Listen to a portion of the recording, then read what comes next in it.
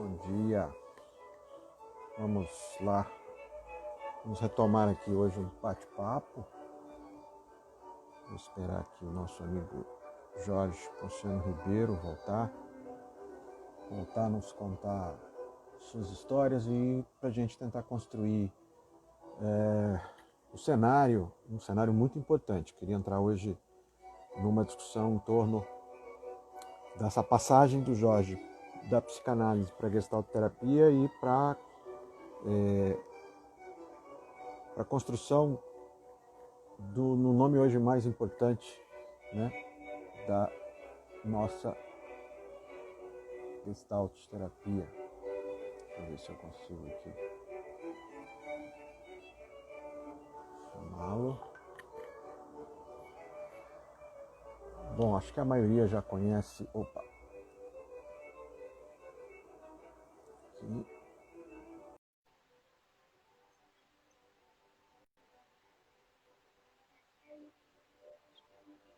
Aguardando. Bom, o Jorge está chegando. Oi, Lica. Bom dia.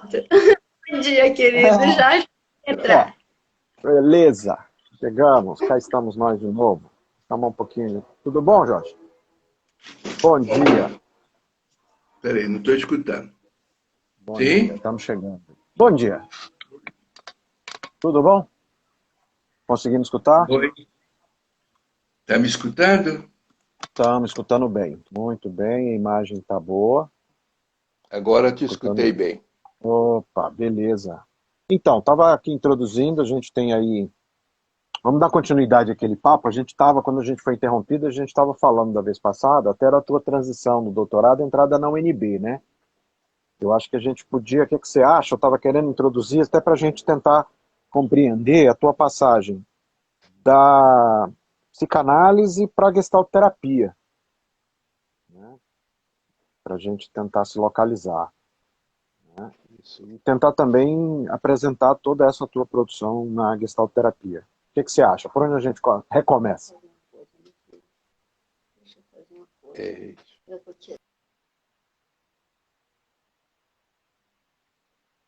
Vamos lá.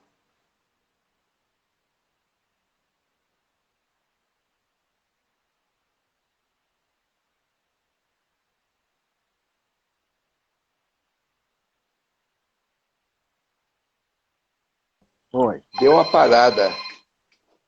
Uhum. Então, vamos lá. Pensei da gente retomar, né, a tua... Tá me ouvindo? Só um minuto. Tá bom. Temos que fazer a mudança aqui. Tranquilo. E esse aqui?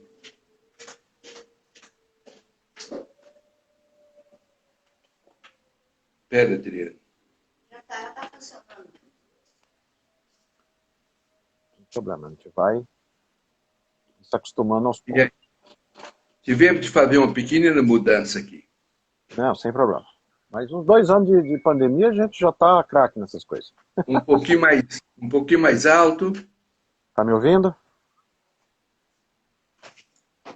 Oi, tá me ouvindo agora? Oi? Tá me ouvindo? Tá ouvindo ele, meu filho? Alô? Oi, oi. Alô? Gente, bom dia. Oi, tá me ouvindo? Agora está melhor. Maravilha. Você está Então, me vamos ouvindo lá. bem? Perfeitamente. Tá bom. Por onde você quer recomeçar? O que é que você acha da gente recomeçar da tua transição do doutorado, da psicanálise para a gestalterapia? Então, acho primeiro, vou voltar um pouco atrás, vou voltar um pouco à minha história do meu doutorado, que acho que é aí que começam as coisas, né? Eu falei da vez passada que a minha ida para a Europa, bom, antes de tudo boa tarde ou bom dia. Bom dia. Eu estou começando assim, né? Até parece que foi há 1 hora atrás que nós paramos semana passada, né? Quero cumprimentar as pessoas que estão me ouvindo, gestaltistas ou não, brasileiros. É muito bom estar falando com vocês. Eu sempre, às vezes eu digo brincando, que as pessoas morrem para depois receber nome de rua, nome de praça, né? Verdade. E aí eu me lembro do Smuts, que ele fala que a psicologia está muito atrasada no sentido de que nós estamos estudando memória, instintos, uma série de coisas, e a pessoa, enquanto pessoa, passa desapercebida. E ele propõe, né, um estudo chamado de personologia, que seria exatamente o estudo da pessoa, e através do estudo da pessoa você criar uma psicologia. A psicologia seria indutiva e não dedutiva, né? Então, quando o Adriano me dá essa oportunidade de falar com vocês, não é um sentimento de vaidade ou de qualquer coisa assim, mas um sentimento de extrema simplicidade. A gente tem coisas para passar, só isso. E coisas que não caem diretamente sobre o aspecto de uma sabedoria, não. Simplesmente a gente não vive de graça, né? E a vida é uma pedagogia constante, é uma aula constante. Então é nesse sentido que eu gostaria de voltar um pouco atrás, porque tudo está ligado a tudo, né? Nada nem no universo, nem na nossa vida é simplesmente um acaso. Nós somos guiados pela ordem, pela desordem, pela informação, né? Um pouco na linha do Morin, né? A vida da gente é uma mistura de ordem e desordem. E muitas vezes o famoso ajustamento criativo, por exemplo, né? A gente tem falado que com essa pandemia que o mundo será diferente. Não, o mundo não vai ser diferente. As estrelas vão estar no mesmo lugar, os oceanos vão estar no mesmo lugar, as pessoas vão morar nas mesmas cidades, nós é que vamos mudar. Nós estamos mudando, né? O mundo humano, esse vai mudar, né? E a gente muda descobrindo o como das coisas, como a gente se relaciona com as coisas. Então, essa minha fala de hoje, ela passa um pouquinho por aí, tá? Então, como eu dizia antes, eu estava em Montes Claros, né? Tinha o meu trabalho, comecei a lecionar em 62, eu fiz o meu primeiro concurso, né, para professor de filosofia, eu sou filósofo de formação, de filosofia, comecei a ensinar a história da filosofia e filosofia pura, né? Metafísica, lógica, etc. Mas, ao mesmo tempo, ocorre a famosa Revolução de 64, né? E eu, como professor universitário e professor de filosofia, automaticamente comecei a ser visto pelas famosas autoridades que patrulhavam a sociologia, a filosofia, né? E finalmente eu fui aconselhado por vou dizer, amigo meu, a ir embora do país, né? Falei isso aqui da vez passada. Ele falou, vai embora ou fica calado. Então eu fui embora. Fui para a Itália, né? Podia ter ido para os Estados Unidos, tinha uma bolsa na Universidade de Nova York, mas preferi ir para a Europa, né? E fiquei lá 8 anos. Ô Jorge, me diz uma coisa. Você comentou disso, até você contou aquela situação pitoresca do coronel, né? Exato. Então a gente tem até que agradecer a ele por ele ter feito isso aí, porque foi, né, a porta aberta. Mas assim, uma curiosidade. Você tem alguma ideia de onde anda essa figura? Se está viva? Essa figura, eu pela idade dele, eu não sei se ele está vivo. Até pode. Acho que nós regulávamos. Porque ele era coronel, 45 anos, eu tinha 38. Não podia estar. Ele era um pouquinho mais velho do que eu. Provavelmente não, né? E ele foi que me chamou e falou que que eu Deu essa devia... motivação, né? Deu a motivação. Ele me deu a motivação e para eu sair, né? Sair do país, porque eu estava falando demais. Certo. Falando demais é que eu celebrei uma missa no cemitério à meia-noite, dizendo que todo mundo era igual, que todo mundo terminava ali. Aí fui no cinema de Montes Claros, tinha um cinema chamado Cinema São Luís, que era um cinema pequenininho, e nós fundamos um movimento chamado Ação, Justiça e Paz, de Dom Helder Câmara, cantando vamos embora, que esperar não é saber. Que também na época era proibido. Dava cadeia se você cantasse isso na rua. E eu finalmente celebrei uma outra missa. Naquela época eu exercia o ministério sacerdotal. Celebrei uma missa dizendo que o comunismo era bicho-papão. Né? Aí, óbvio, e teve uma outra coisa. Em Montes Claros tinha um senhor que vendia quebra-queixo. Aquele tabuleiro, né, com doce com coco. Né? Coco, delícia. E ele, nessa época, tinha o chamado disco voador. O disco voador é o seguinte, ele chegava na sua casa, 1h da manhã, 2h da manhã, e sumia com você. Simplesmente sumia com você. E esse moço, o quebra-queixo, ele foi abduzido pelo disco voador. Foi parar em Belo Horizonte, voltou de lá machucado, com o olho machucado, e me perguntou, Padre Ponciano, aquele sermão que o senhor fez lá no cemitério, eu escutei lá na polícia.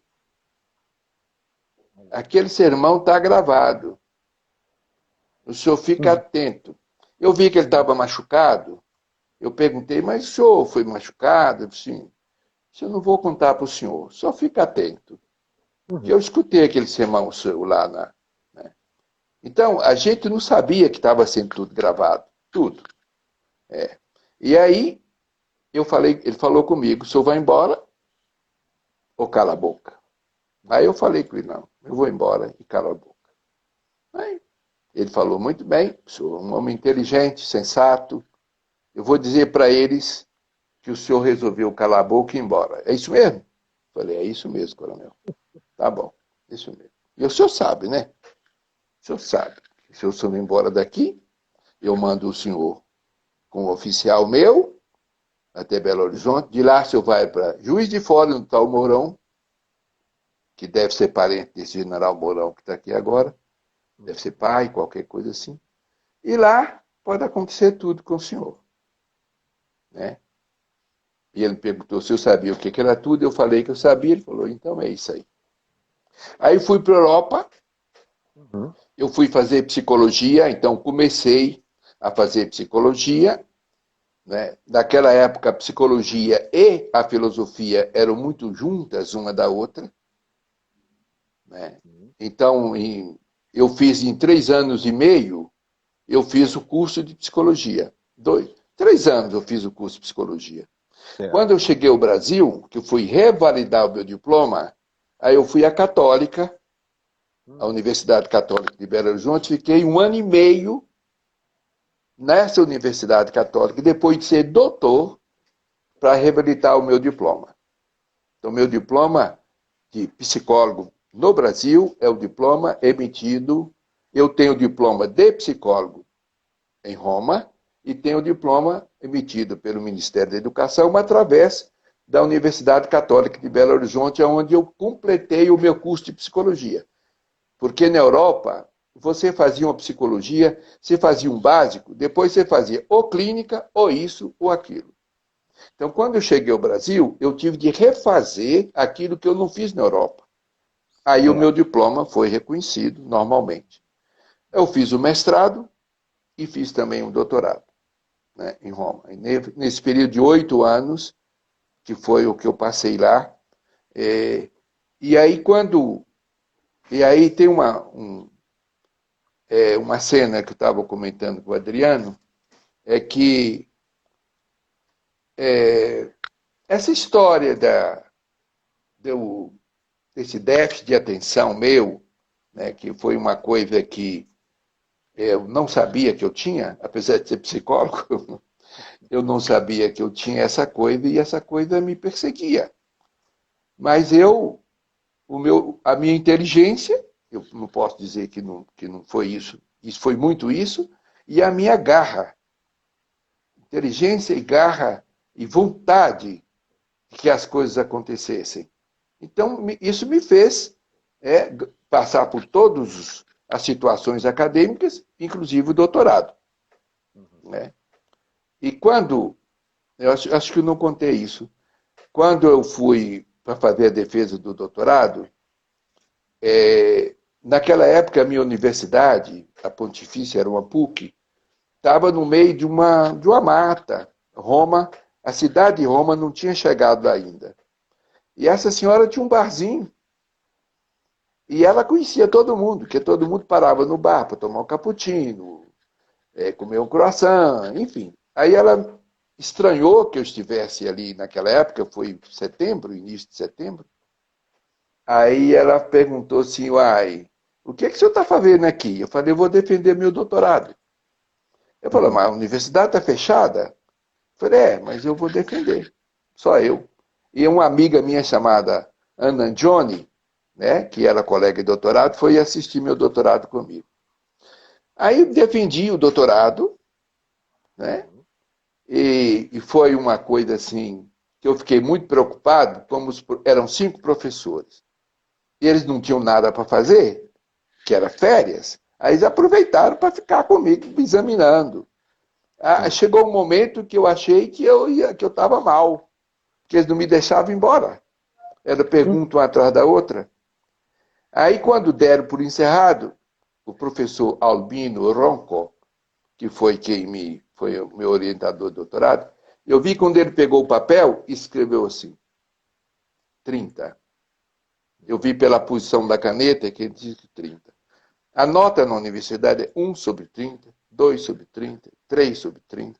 Então ele escreveu 30 sobre 30, que é a maior nota que tem. Não, chama Summa Cum Laude. Summa Cum Laude. Summa Cum Laude.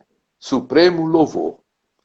Aí eles anunciam, e como se a nota não for suficiente, eles chamam a gente até a banca e eles beijam. Os 5 professores me beijaram. Chama Summa Cum Laude e Baccio. Baccio, beijo. Esse é o famoso 10 estrelinha antigamente, né? Sabe? Então, para falar para vocês isso, não é porque você tem um TDAH que você não pode tirar um Summa Cum Laude. É claro que o TDAH, em umas pessoas, ele é mais pesado, em outros é menos. Né? Tem pessoas que têm um TDAH muito forte, que eu não tenho dúvida, mas estou dizendo isso para vocês, não como estou dizendo para vocês que realmente a vontade, o desejo de conseguir pode superar muita coisa junta. Né? Muita coisa junta. Muito então, importante isso que você está falando. Aí, quando eu queria contar, era isso. Eu peguei o meu diploma de doutor, porque lá naquela universidade, quando você termina o exame, o seu diploma está pronto. Todo pronto, com todas as firmas, embaixada, Vaticano, todo mundo já assinou. Apenas eles escrevem a nota.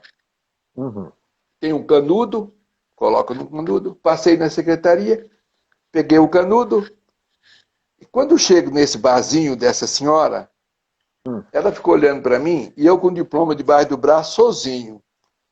Né? Não tinha ninguém comigo. Aquela amiga já tinha ido embora.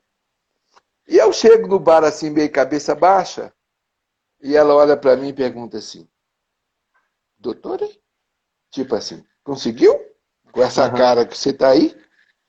Doutora? Eu falei, sim, doutora. Aí ela deu um grito que eu levei o maior susto. Como ela disse assim, acorda, cara, tu é doutor, acorda. Allora ti offro um cappuccino. Então, eu te ofereço um cappuccino.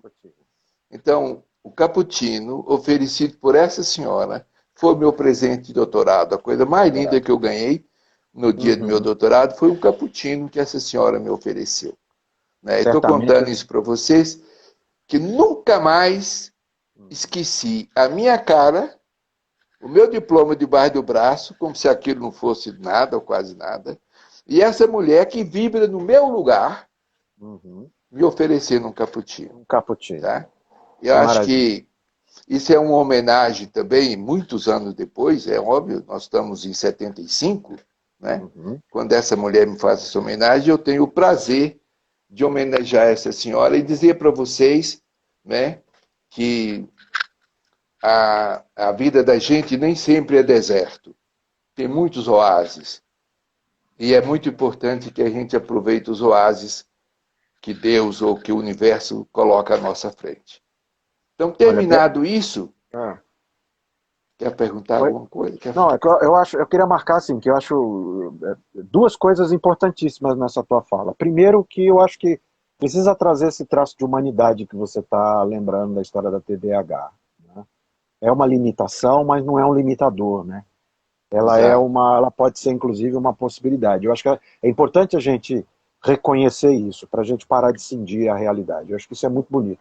Segundo, foi essa cena que você descreveu. É uma cena poética. Eu estava vendo aqui o cenário, né, a cena se construir na minha cabeça. Eu acho que essa simbologia do cappuccino é um cappuccino completamente diferente, né? Mas é uma perguntinha. Qual foi o tema do teu doutorado? O tempo e o doutorado, eu fiz o meu mestrado e o meu doutorado eu fiz em grupo. Ah, tá. Você já estava É, trabalhando com a teoria do Fuchs. Sigmund Aham. Heinrich Fuchs, né? Eu já Fuchs. estava Certo. trabalhando com isso. Uhum. Eu fiz o mestrado sobre a obra dele. Ele tem 5 livros apenas, do Ah, tá Fuchs. certo. Tem Aham. 5 livros. Todos eles chamam Psicoterapia Analítica de Grupo. Todos têm o mesmo nome. Uhum. Psicoterapia Analítica de Grupo. Eu tinha feito o meu treinamento em psicanálise ao mesmo tempo, né, que fazia o meu doutorado. Eu fiquei 4 anos com Paulo Uhum. Perotti fazendo o meu treinamento em psicanálise. Então, Sim. a minha tese é na área psicanalítica. A minha tese é dentro de uma visão psicanalítica. Não é uma psicanálise ortodoxa, Uhum. muito ortodoxa, porque o Fuchs, ele falava assim, eu trabalho o que está acontecendo, como está acontecendo, para que está acontecendo, por que está acontecendo, hic et nunc. Uhum. Hic et nunc. Aqui e agora. E agora? Uhum. Olha só, um Legal. psicanalista que Uhum. trabalhava o que, o como, o para quê, e trabalhava o porquê aqui e agora. Então, essa visão de campo, digamos assim, Uhum. é fenomenológica. Uhum. Então, está muito presente na obra dele. Então, esse é um dos meus livros que foi Quer dizer, foi editado primeiro. seu primeiro Foi livro, né? editado, é o meu primeiro livro. Foi editado primeiro pelas Vozes e depois Uhum. pela Casa do Psicólogo, que se chama Psicoterapia Grupo Analítico. Eu tenho ele Analista. aqui, esqueci de trazer para mostrar Uhum. para você. Chama Então, Psicoterapia Grupo Analítico. É da Casa opa. do Psicólogo, uma edição. Eu acredito que está esgotado. Uhum. Acredito que está esgotado. Né? Mas tem na Então, estante virtual que eu já vi. como? Tem na estante Sim? virtual que eu já vi. Ah, pois é. Então, durante o meu doutorado, eu Hum. ia me encontrar com o Fuchs. Ah, tá. Eu fiz 3 anos de medicina na Universidade Sacro Cuore de Roma. Uhum. Fiz, fiz um pouco de neurologia, um pouco de psiquiatria. Depois eu desisti, vi que não tinha nada a ver comigo.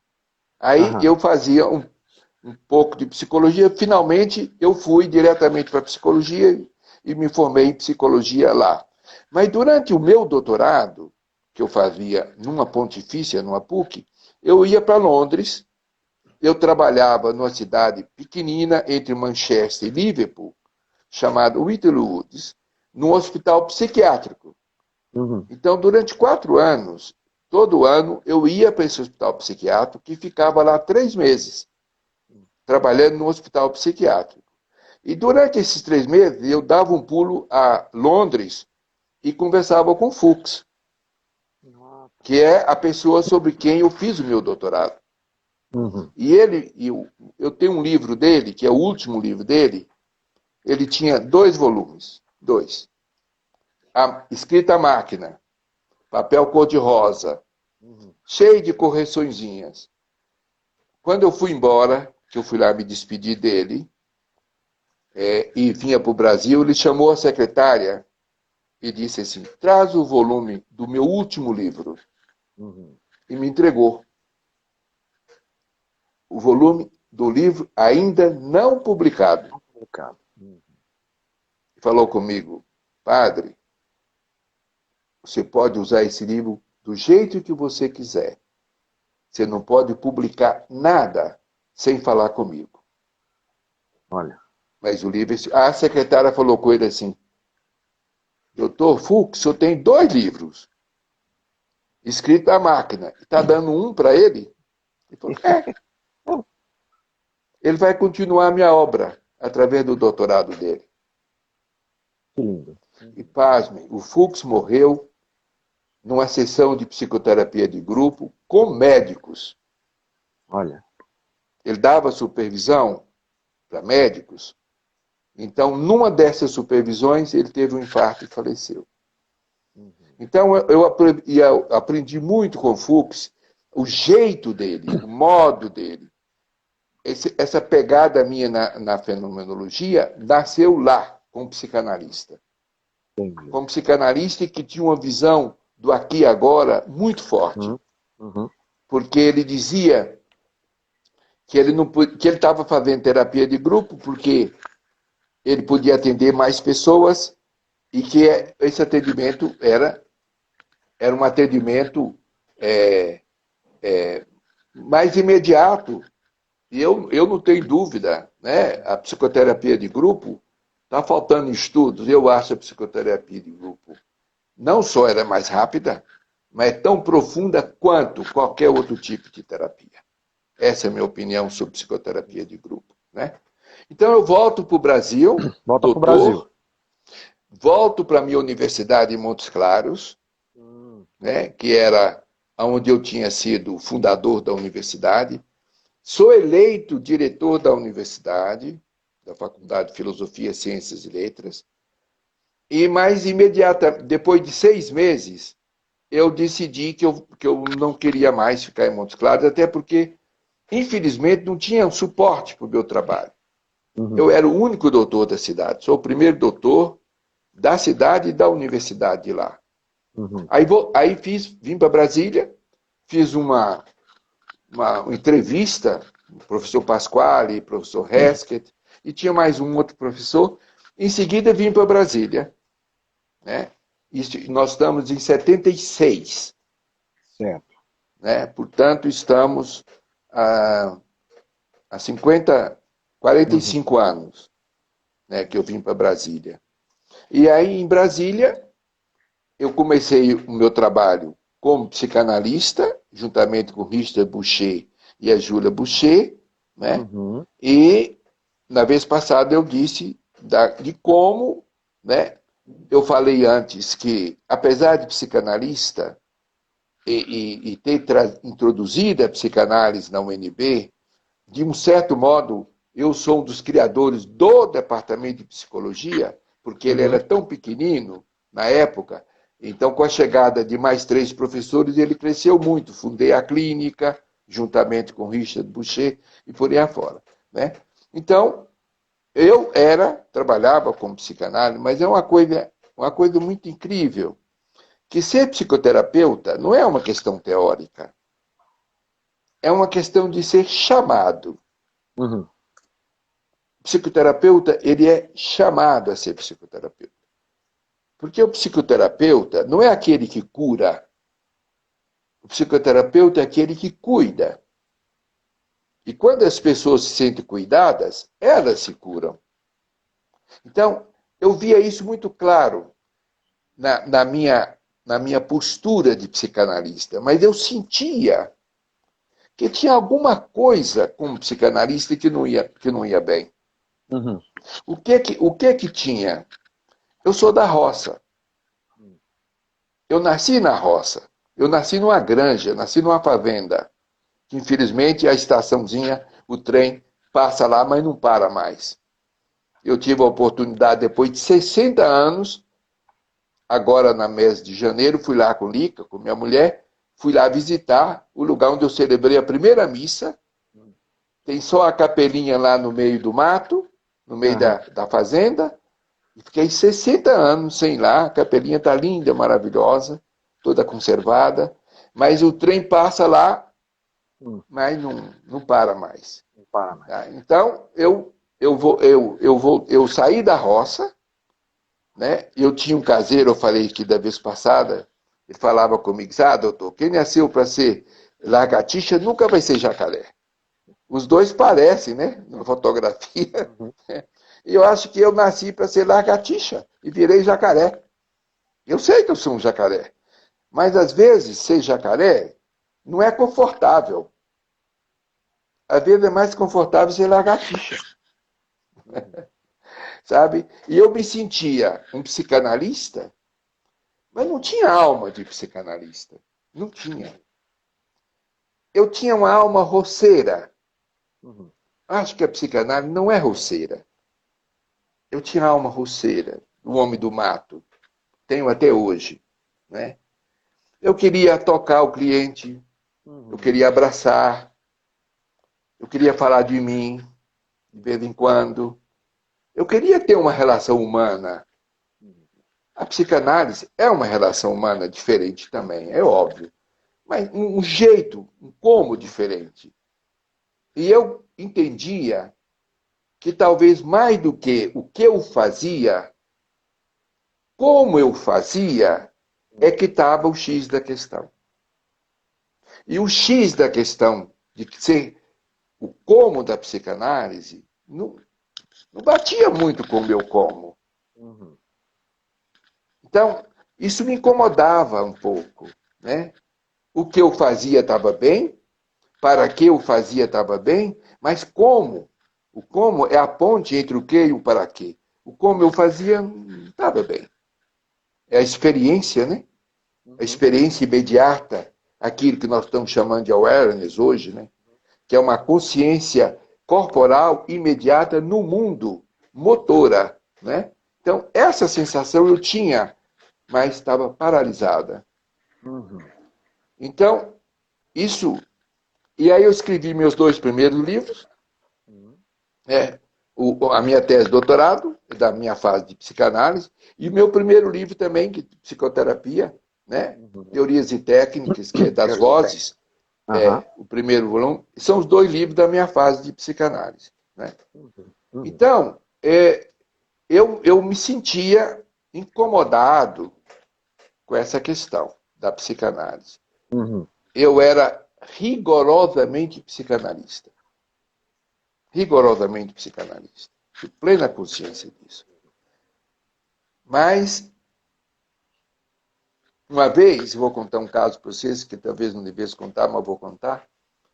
Eu estava numa sessão de terapia de grupo e tinha um rapaz que ele tinha alguma coisa que eu não sabia exatamente o que era. Era uma coisa na área da sexualidade dele. E eu, apesar de psicanalista, eu resolvi sair um pouquinho para ver onde que ia. Aí ele falou comigo, aí ele disse o que ele tinha, qual era o mistério dele. Aí lá dentro de mim, eu falei, eu sabia. Sabe aquela prepotência do terapeuta que cutuca o cliente para saber se ele é um bom terapeuta? Sabe o que é que aconteceu? Esse cliente nunca mais voltou à terapia. Nunca mais. Estou contando isso para vocês porque violência, jamais. Eu não sabia que estava fazendo uma violência, mas estava. Né? Eu estava... Quando o terapeuta percebe, quando no experimento, quando o cliente está chegando no limite dele. Sim. E eu acho que eu não prestei atenção nesse limite. Então, estou dizendo isso para vocês, porque toda psicoterapia, além dela ser uma ciência, é uma arte, ela é uma técnica também. Ela tem um jeito de funcionar que nós chamamos de técnica. E era aí que pegava a minha relação com a psicanálise. Porque eu tinha um divã, rigorosamente eu trabalhava com o divã, e rigorosamente eu sentia em mim que estava faltando alguma coisa. O contato, o meu contato com o cliente. Tinha um contato? Tinha. Mas um como diferente de estar lidando com a dor do outro. Né? E era isso que me pegava. Aí teve aquela cena, né? Que eu fui com o Walter, né, numa sessão, e eles fizeram, falei da vez, fizeram uma sessão muito diferente, né? Todo mundo sentado, de almofadas, etc e tal. E o Walter se assentou nas minhas costas, porque eu estava sentado no chão, e ele me perguntou, depois de uns 3 ou 4 minutinhos, ele perguntou o que eu estava sentindo, e eu falei que ele pesava uns 100 quilos. Aí ele virou e disse para mim assim, não perguntei para você o que você está pensando, perguntei o que você está sentindo. E aí eu me lembrei da psicanálise. Era isso que faltava nas minhas sessões. Eu trabalhava com a cabeça. Claro, não existe só essa fragmentação é didática. Eu trabalho com a cabeça, com o coração, com o corpo, com o eu inteiro na psicanálise também. O psicanalista ele está inteiro no ato do trabalho dele. Mas o gestalterapeuta ele está inteiro também, mas como figura, ele sai da epoquê. Ele sai do que ele sabe para passar para o que ele sente.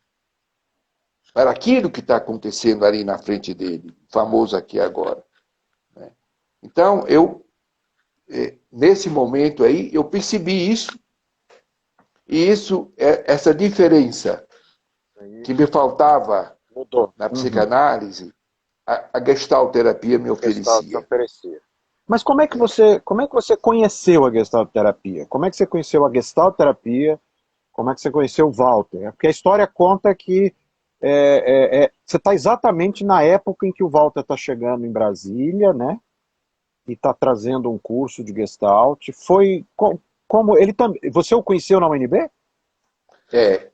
Na Europa, entre os livros que eu comprava, comprei a antiga e a nova gestalterapia, do Naranjo. Do Naranjo. Comprei esse livro. E comprei um outro livro chamado Gestalterapia, do Franz Pels. Eu tinha esse livro lá. De vez em quando eu mexia. Mas daquilo me parecia tão estranho que eu deixei para lá. Aí eu chego em Brasília, o Walter já estava no departamento de psicologia quando eu cheguei. Ele trabalhava com dinâmica de grupo. Trabalhava, e o Walter tinha um pé muito forte na filosofia. Tinha e tem. O Walter é vivo, graças a Deus. Né? Tá velhinho, ele é o mais velho da gestalterapia. Eu estou com, daqui 3, 4 meses, estou fazendo 88, né? E o Walter deve ter 94, por aí. O Walter é um pouco mais velho do que eu. Então, o Walter foi a pessoa que disse para mim, Jorge,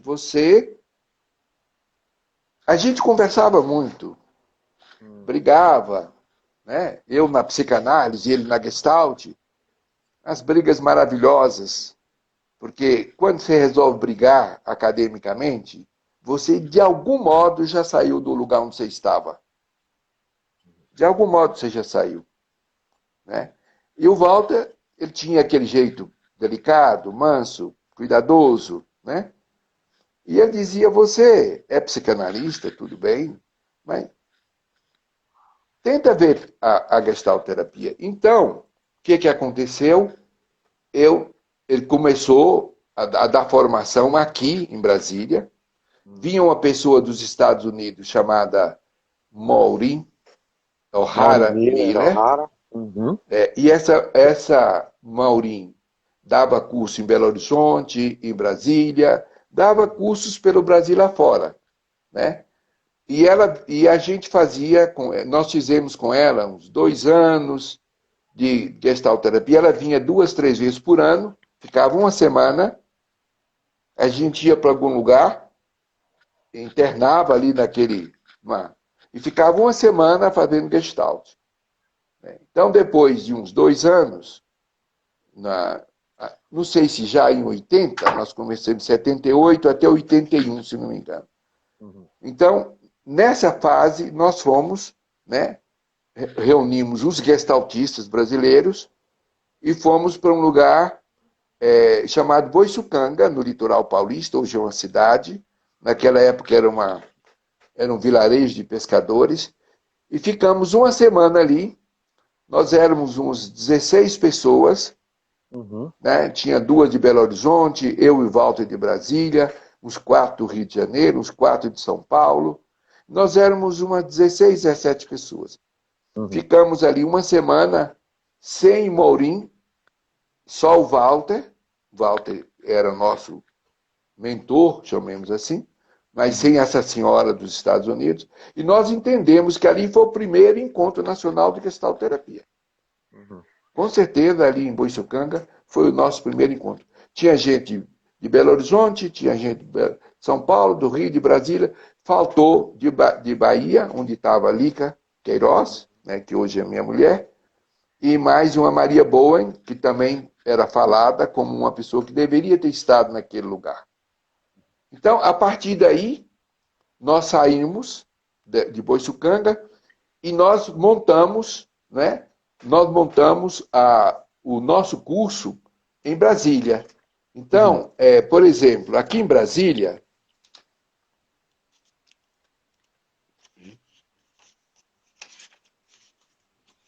foi 76, 77, né? Aqui esse meu texto é de 85, esse livro. Né? É o Gestalterapia. Então, a gente sai de lá, né?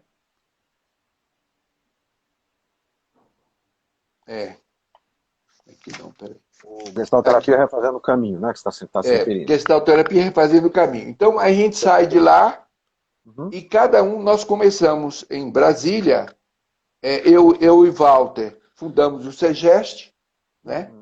E começamos a dar aula, curso de formação, mas antes nós tínhamos um grupo aqui em Brasília que, durante uns 2 anos, fomos alunos do Walter.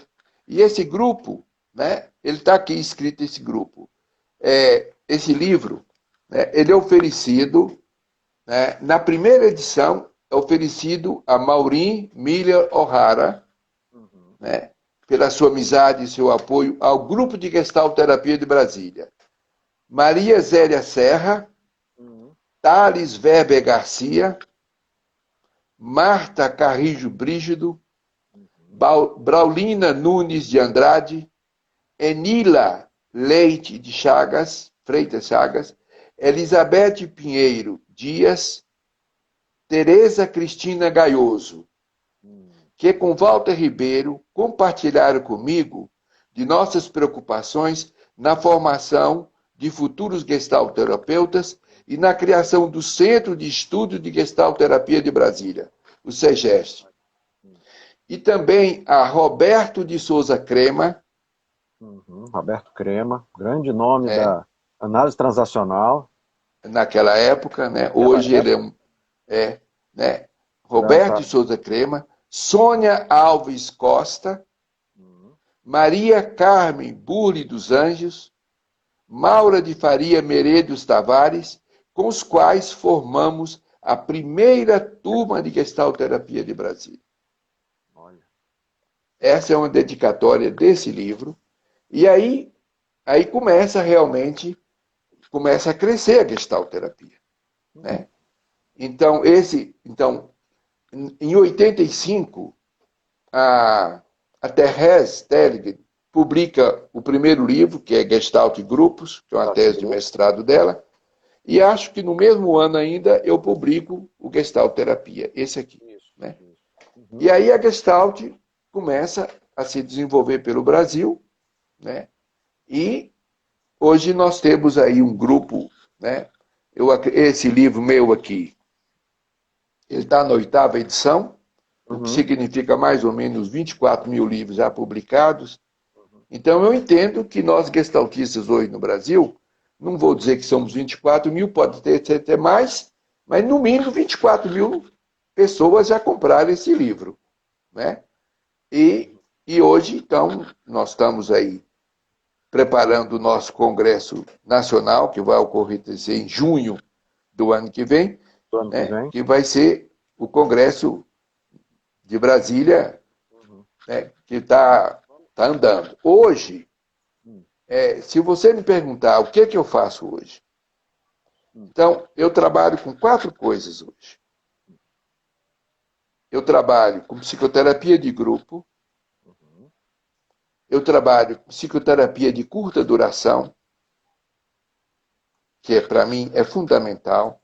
Eu trabalho, pioneiro nisso, eu trabalho, né, com um texto, né, chamado O Ciclo do Contato, que é o ciclo do contato de Zinn, que é do Peirce, da Petruska Clarkson.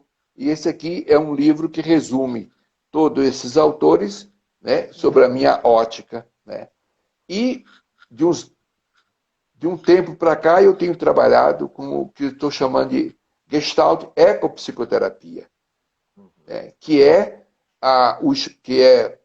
o estudo da natureza, né, enquanto um instrumento de cura e de mudança, né, à luz da Gestalt terapia.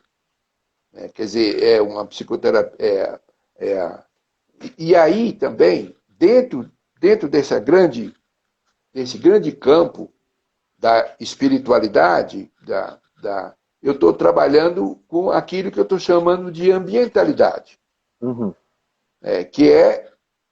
que vai ser o tema do nosso congresso, ambientalidade, coexistência e sustentabilidade no ano que vem, né?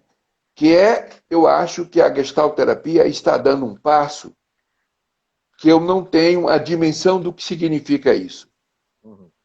Porque o homem, desde lá dos gregos, ele vem sendo definido de animal racional, né?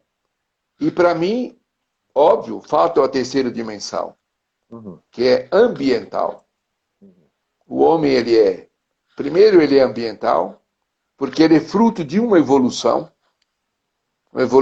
que durou 14 bilhões de anos, né? Nós já fomos pedra, já fomos planta, né? Já fomos vegetal, fomos animais, e agora somos humanos. Né?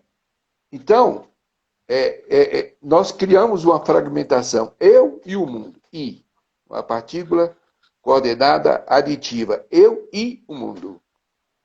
Na verdade, eu sou o mundo sou eu. Eu sou a natureza sou eu. Não existe essa fragmentação, né? Então eu digo que a ambientalidade é uma dimensão humana. É a primeira dimensão nossa, né? Eu sou terra, eu sou água, eu sou fogo, eu sou ar. O universo inteiro é isso. Eu sou um dos elementos do universo. Não existe eu e o universo. Eu sou um elemento que nasce no universo e do universo. Então, eu tenho as mesmas propriedades do universo, do ambiente, do que nós chamamos de ambiente. Muita gente tem confundido ambientalidade com meio ambiente. Não, são duas coisas diferentes. Meio ambiente é uma questão geográfica, local, territorial. Isso é o meio ambiente. A ambientalidade é uma dimensão humana. É um constituinte, fundante, né? Juntamente com a animalidade e racionalidade, a ambientalidade é uma dimensão fundante da estrutura de nossa personalidade. Então, isso é o que eu estou fazendo agora mais. O meu trabalho está muito nessa direção. É holismo puro isso, né?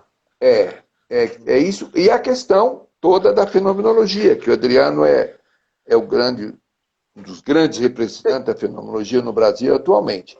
E eu estou sempre atento à questão da fenomenologia através da Gestalt terapia. Né? A Gestalt ela é uma postura fenomenológica no mundo. Né? E aí, então, pegar um ganchinho disso daí, para a gente recuperar um pouquinho o outro pedacinho da tua história. Né? Temos uns 10 minutinhos, acho que dá tempo da gente bater um papo, que é exatamente assim. Você comentou que você, junto com o Walter, vocês criaram o SEGEST, né? Mas tem que falar também de que você criou o Instituto de Gestalterapia de Brasília, né? Eu acho que esse é um ponto muito, muito importante, né? Até começamos na semana passada dizendo, né, eu entrei no mestrado em 89, você estava no seu pós-doc. E você voltou em 90, né? Você voltou para o Brasil em 90. E se eu não estou muito enganado, você no ano seguinte começou, acho que foi em 91, você começou um novo curso de formação, né? Lá no teu consultório, lá no Brasília Rádio Center. Isso. E até um negócio interessante. Foi daí que brotou esse teu livro, Gestalt Terapia, o Processo Grupal, né? Outro dia eu estava brincando com o pessoal que eu disse, eu tive a grata honra e satisfação de ter digitado os 2 primeiros capítulos desse livro. Lembra? Naquela época a gente digitava, imprimia em papel, né? E aí, não foi isso? Então, se eu não estou muito enganado, foi em 91 que você voltou a dar os cursos, né? Tinha 2 turmas, se eu não me engano. Né? E dessas 2 turmas brotou o IGTB, não foi isso? Exatamente. Dessas 2 turmas. Eu trabalhava com terapia de grupo. Os outros capítulos do livro foram escritos em Recife. Uhum. Né? Porque eu fui dar um curso de formação em Recife, então de 2 meses, 3 meses, eu ia com o capítulo do livro. Uhum. Eu mandava o capítulo do livro para lá antes, o povo estudava, e a gente discutia os capítulos do livro. E a Lica está aqui do lado balançando a cabeça, porque ela foi uma das minhas alunas, que ajudou a escrever esse livro, Gestalt Terapia, o Processo Grupal. É verdade, né? E aí, esse livro, né, que acho que ainda é o único livro na área de Gestalt, que é um livro especificamente sobre grupo. Sobre grupo, sim. Tem muita coisa de grupo em Gestalt terapia. Uma coisa de família, uma coisa mais... Um livro que epistemologicamente tenta ser um livro de Gestalt terapia na área grupal, parece que o meu livro continua sendo o único livro ainda. É verdade, Adriano.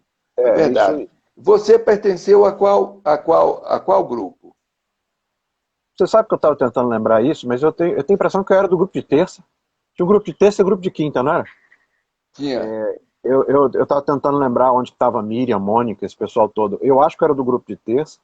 O que eu me recordo é que eu me lembro dos 2 primeiros capítulos, você tinha me dado manuscrito, e eu falei, não, eu levo para casa, eu estava no mestrado, e eu te devolvi esses 2 primeiros capítulos digitado, ainda impresso em impressora matricial, né? Isso foi em 91. Esse seu grupo, você ia para o Cristal com a gente?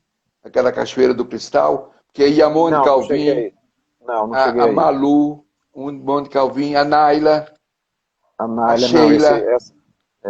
A parte é um pouquinho depois de você. Acho que é um pouquinho depois. E aí isso foi novamente, aí coincidiu com o Congresso Brasileiro 91, né, que foi lá em Brasília.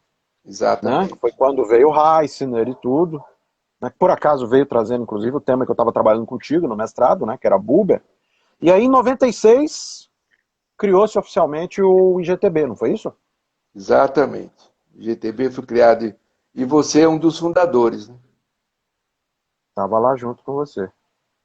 Mônica, Naila, Sheila, Maura, tá, né? Valderi, não é isso? Exatamente. O pessoal todo, bons tempos. Até hoje eu lembro da gente fazendo as reuniões para decidir como ia fazer o primeiro curso, né? Muito bom essa, né? O IGTB é tão meu que parece que está tão perto que eu, né? Muito obrigado por você ter lembrado isso. Eu sou Jorge, o fundador, presidente. O GTB continua, né? Eu tô, a Lica está aqui. Lica é a presidente lá do Instituto da Bahia, né? Então a gente tem estudado muito, lido muito, comentado muito sobre possíveis mudanças, né, que a gente poderia fazer nessa área dos nossos institutos brasileiros, né? Hoje a gente tem muita coisa falada, né, sobre Gestalt terapia, A Lília Frazão está com uma coleção maravilhosa, né? São Sim, sim, 7º livro já, né? Com os mais representantes gestaltistas brasileiros escreveram. De modo que a gestalterapia ABG, né? Que é a Associação Brasileira, que está promovendo, né? Agora as lives que estão ocorrendo toda sexta-feira. Excelentes, toda sexta-feira. Então, a Gestalt se tornou agora esse grupinho, né? E eu tenho o prazer, né, de estar na primeiríssima hora, na década de 70, juntamente com algumas pessoas de São Paulo, como fundador, né, desse movimento de Gestalt terapia, né? Agora, eu queria mostrar para vocês uma outra coisa antes de terminar, que é esse livro aqui. Ruídos, contato, liberdade. Esse livro é a minha história. Aqui ele tem diversos capítulos, né? Por exemplo, O Vendedor de Flores, O Poço da Graça, Entrada Franca, A História do Meu Cachorro, Era uma Vez.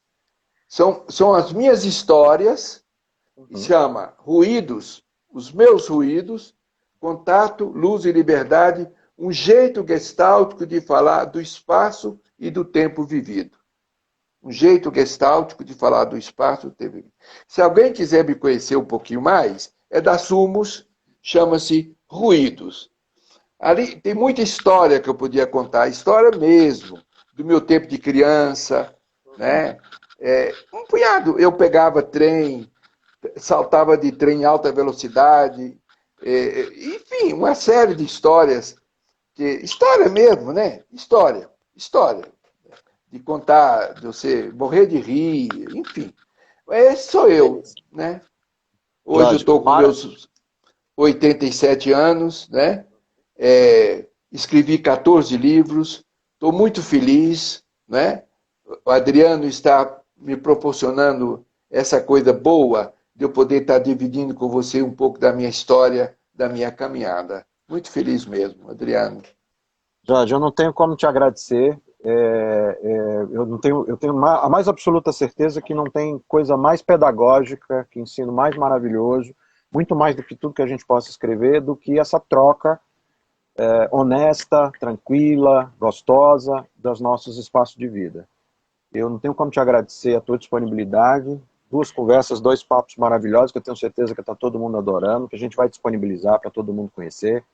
Eu acho que é importante a gente saber da história da nossa psicologia, da nossa construção. Você é parte dessa história, você é a figura mais importante da gestalterapia, você é quem mais produziu, quem mais criou, a gente não falou disso, mas quem mais fundou grupos e institutos aí pelo Brasil afora, né? Você é praticamente um grande profeta. Nesse processo, a gestalterapia é profundamente devedora a Lica Queiroz. Sim, vocês profundamente devedora. Acho que vocês porque nós dois, só a Gestalt o norte e o nordeste é dela. Uhum. Eu mais agora estou nos 2 também agora. Mas isso é uma outra história a ser contada.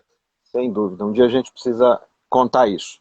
Eu vou agradecer enorme, antes que nos cortem aqui. Muito obrigado pela tua disponibilidade. Vamos trazer mais gente, mais nomes que você citou aí, para a gente bater papo e recuperar essa história.